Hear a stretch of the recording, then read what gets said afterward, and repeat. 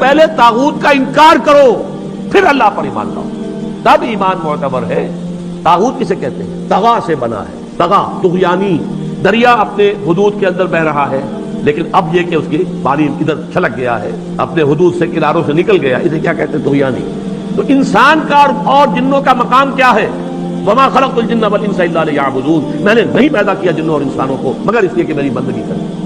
جو حد بندگی سے تجاوز کرے گا وہ طاغوت ہے، چاہے وہ ایک فرد ہو، کوئی ادارہ ہو، کوئی ریاست ہو۔ میں نے یہ تین چیزیں گن دی ہیں۔